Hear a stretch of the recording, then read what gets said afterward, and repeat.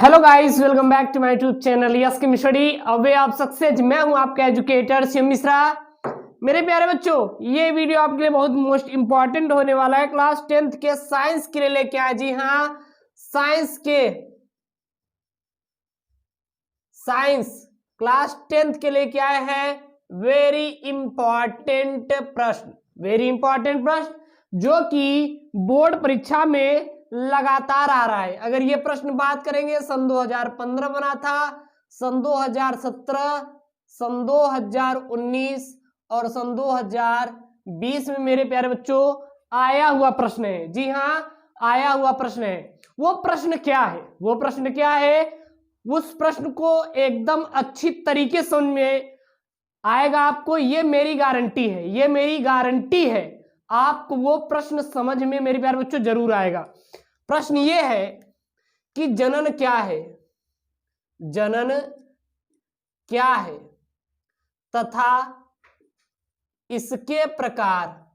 तथा इसके प्रकार का वर्णन करो। जनन क्या है और इसके प्रकार का वर्णन कीजिए। ये जो प्रश्न है मेरे प्यारे बच्चों, ये जो प्रश्न है बोर्ड परीक्षा सन 2015, 17, 19 और 20 में आया हुआ प्रश्न है मेरे प्यारे बच्चों। प्रश्न आपके सामने लिखा है कि जनन क्या है तथा इसके प्रकार का वर्णन कीजिए। ठीक है, आपको विदिन 5 मिनट के अंदर, जी हाँ, केवल आपसे ये हम 5 मिनट का वक्त लेंगे और इस 5 मिनट के वक्त में आप जनन भूल ही नहीं सकते। देखिएगा, सिंपल सी बात है। मान लीजिए कोई मेरे प्यारे बच्चों व्यक्ति है। ये कोई मेरा क्या है? व्यक्ति है। अब इसका क्या होता है? इसका होता है जन्म होता है। इसका क्या होता है मेरे प्यारे बच्चों? किसी भी एक व्यक्ति का जन्म होता है। जन्म के बाद इसकी क्या हो जाती है मेरे प्यारे बच्चों? मृत्यु हो जाती है। इसकी क्या हो जाती है? मृत्यु हो जाती है। ठीक है, अब ये यानी कि क्या हो गया मेरे प्यारे बच्चों? ये मर गया। इसकी क्या हो गई? मृत्यु हो गई। ठीक ना? ये यानी कि हम कह सकते हैं यहाँ पे ये मर गया। ये क्या हो गया? मर गया। अभी तो इसका जन्म हुआ था, फिर क्या हो गया? मर गया। अच्छा ये बताइए, इसका जन्म हुआ तो जन्म हुआ और इसका क्या हुई? मृत्यु हुई। इन दोनों के बीच में कुछ ना कुछ क्या लगा होगा मेरे प्यारे बच्चों? समय लगा होगा। कहीं ना कहीं टाइम लगी हो गई। क्या लगी होगी? टाइम। किसी भी जीव का जन्म हुआ, जन्म के बाद वो क्या हो गया मेरे प्यारे बच्चों? मर गया, यानी कि उसकी क्या हो गई? मृत्यु हो गई, डेथ हो गई। तो इन दोनों के बीच में क्या लगा मेरे प्यारे बच्चों? कहीं ना कहीं टाइम लगा, समय लगा। इसी को क्या कहते हैं मेरे प्यारे बच्चों? इसी को कहते हैं जीवन अवधि। समझिएगा, सिंपल सी है। अगर इसको समझ लेंगे तो आपको समझ में आ जाएगा, जिसको बोलते हैं टाइम स्पैन, बोले तो जीवन अवधि। अब यहां पर तो आपको समझ आया कि किसी भी व्यक्ति का जन्म हुआ, जन्म के बाद क्या हो मेरे प्यारे बच्चों? मृत्यु हो गई, मर गया। तो इस अवधि को क्या कह दिए? जीवन अवधि। लेकिन जीवन अवधि की एग्जैक्ट परिभाषा क्या होगी? उसकी एग्जैक्ट परिभाषा क्या होगी? तो याद रखिएगा, जीवन अवधि की एग्जैक्ट परिभाषा क्या होगी? किसी भी जीव का जन्म से लेकर मृत्यु तक की समय को जीवन अवधि कहते हैं। किसी भी व्यक्ति का जन्म से लेकर मृत्यु तक की समय को क्या कहते हैं मेरे प्यारे बच्चों? जीवन अवधि कहते हैं। अब बात ये समझ आई, अगर किसी भी व्यक्ति का जन्म हुआ, जन्म के बाद उसकी मृत्यु हो गई, तो ऐसा क्या कारण है कि उस व्यक्ति के बच्चे जो होते हैं, उस व्यक्ति की पीढ़ी होती है, लगातार बढ़ती जा रही है। मान लीजिए मेरे बाबा है, मेरे बाबा के बाद मेरे पिताजी हैं, पिता के जी के बाद मैं हूं, खड़ा हूं, आपके सामने खड़े हैं, तो क्या ऐसा कारण है जिसके कारण हम यहाँ पे खड़े हैं? यानी कि हमारा कहीं ना कहीं जन्म हुआ है, लेकिन जन्म हुआ है तो किससे हुआ है?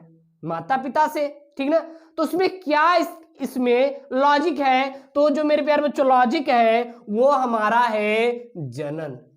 क्या है? जनन। बोले तो रिप्रोडक्शन, बोले तो क्या?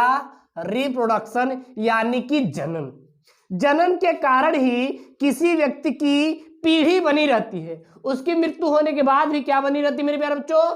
पीढ़ी बनी रहती है। उसका मेन कारण क्या है? रिप्रोडक्शन है, जनन है। तो जनन क्या होती है? तो जनन जानते हैं, जो माता पिता होते हैं, माता पिता क्या है? जनक है। माता पिता क्या होते हैं मेरे प्यारे बच्चों? जनक होते हैं। मान लीजिए ये हो गए पिताजी, प्लस ये क्या हो गई?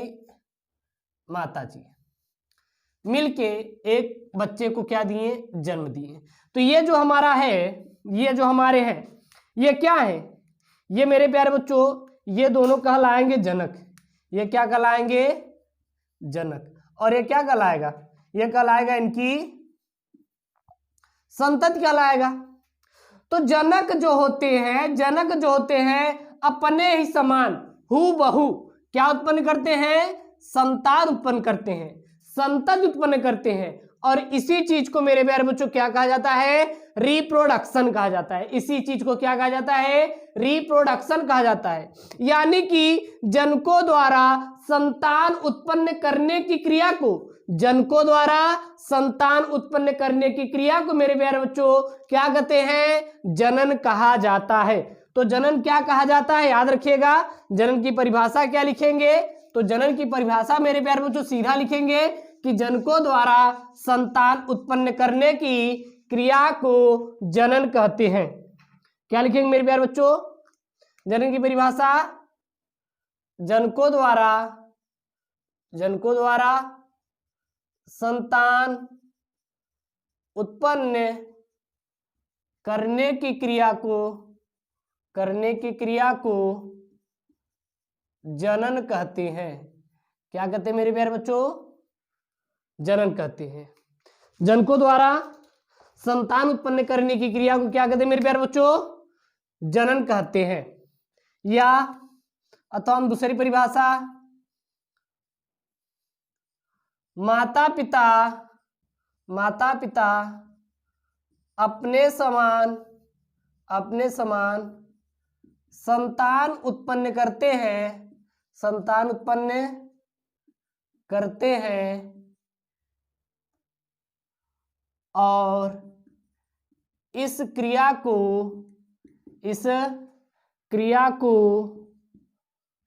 जनन कहते हैं। और इस क्रिया को मेरे प्यारे बच्चों क्या कहा जाता है? जनन कहा जाता है। तो जनन किसे कहते हैं? जनकों द्वारा संतान उत्पन्न करने की क्रिया को मेरे प्यारे बच्चों जनन कहा जाता है। या फिर जो माता पिता होते हैं अपने समान क्या उत्पन्न करते हैं मेरे प्यारे बच्चों? संतान उत्पन्न करते हैं और इस क्रिया को क्या कहा जाता है? जनन कहा जाता है। अब आता है मेरे प्यारे बच्चों जनन के प्रकार। जनन देखें तो मुख्यतः 2 प्रकार के होते हैं, 3 प्रकार की भी ले सकते हैं, लेकिन 2 और 3 प्रकार में दोनों का रिलेशन सेम है। देखिए जनन 2 प्रकार के होते हैं। पहला क्या होता है? पहला होता है लैंगिक जनन। क्या होता है मेरे प्यारे बच्चों? लैंगिक जनन, जिसको बोलते हैं सेक्सुअल रिप्रोडक्शन। सेक्सुअल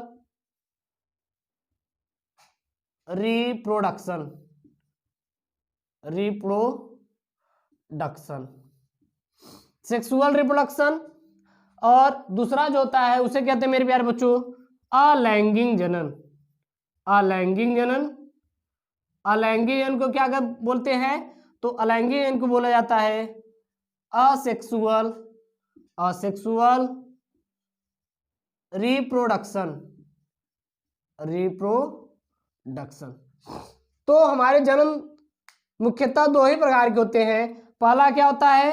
तो पहला यहाँ पे है लैंगिक जनन, दूसरा है अलैंगिक जनन। लेकिन जो तीसरा आ जाता है मेरे प्यारे बच्चों, तीसरों को बोलते हैं हम लोग वर्धी जनन। क्या बोलते हैं? वर्धी जनन। बट ये जो वर्धी जनन होता है कहीं ना कहीं अलैंगिक जनन का ही एक पार्ट होता है। जो आपका वर्धी जनन होता है वो मेरे प्यारे बच्चों क्या होता है, वर्धी जनन का ही एक पार्ट होता है। इसीलिए इसको केवल व केवल अलैंगिक जनन का नाम दे दिया गया है। ठीक है ना। तो ये हमारे दो ही होते हैं, पहला लैंगिक होता है, दूसरा क्या होता है, अलैंगिक होता है। अब हम लोग जानेंगे कि ये लैंगिक और अलैंगिक जनन होते क्या हैं, लैंगिक और अलैंगिक जनन होते क्या हैं। देखिएगा, सिंपल सी भाषा में जानेंगे, ज्यादा हम लोग टफ नहीं जाएंगे ना, इसके अंदर ज्यादा जाने की कोशिश करेंगे। बस सबसे सरल भाषा में जानेंगे मेरे प्यारे बच्चों कि लैंगिक जनन क्या होता है। लैंगिक जनन क्या होता है, देखना, लैंगिक जनन वो होते हैं जब यहाँ पे माता और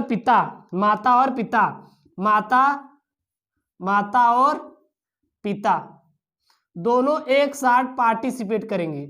जब माता और पिता दोनों एक साथ पार्टिसिपेट करेंगे, यानी कि जिस जनन क्रिया में, क्या लिखेंगे, जिस जनन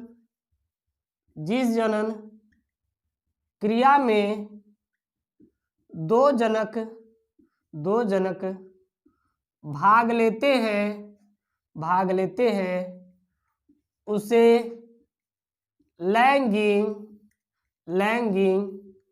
जनन कहते हैं।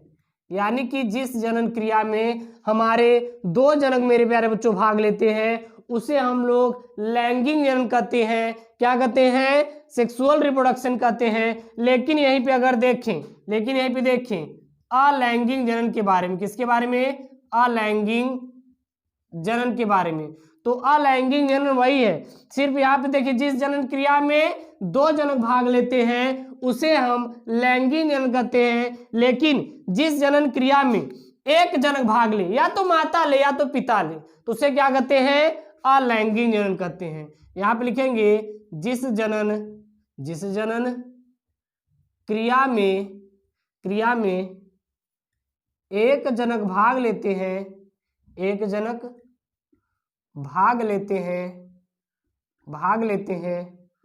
उसे अलैंगिक जनन कहते हैं। उसे मेरे प्यारे बच्चों क्या कहा जाता है, अलैंगिक जनन कहा जाता है।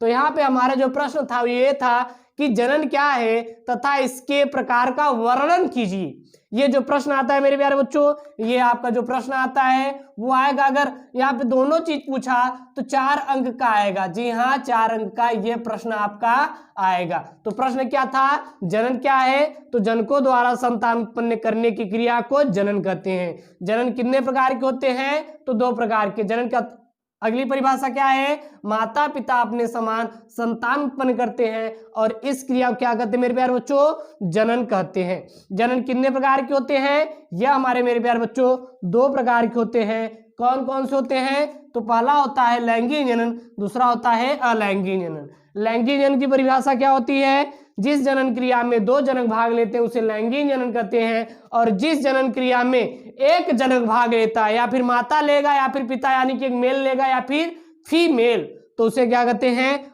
अलैंगिक जनन कहते हैं। तो ये जो मेरे प्यारे बच्चों प्रश्न है आपके लिए बहुत इंपॉर्टेंट है। आशा करते हैं आपको याद हो गया होगा। क्लास 10th का वीआईपी प्रश्न है, आप वीआईपी मान के चलिए। ये क्लास 12th में भी है, लेकिन 12th के लिए अलग हम वीडियो बना देंगे। और आप इसको प्रश्न को पढ़िए, जहां पे ना याद हुआ आप मुझसे बताइए, मैं आपको याद कराऊंगा गारंटी लेके, क्योंकि आपको 95% प्लस लेके आना है बोर्ड परीक्षा 2021 में। बोर्ड परीक्षा 2021 में आपको 95% प्लस मेरे प्यारे बच्चों लेके आना है।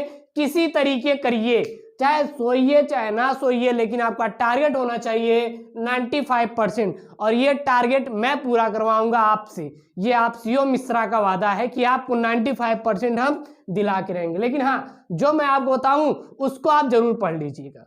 ओके दोस्तों, thank you, Jai Hind, take care, bye bye, love you.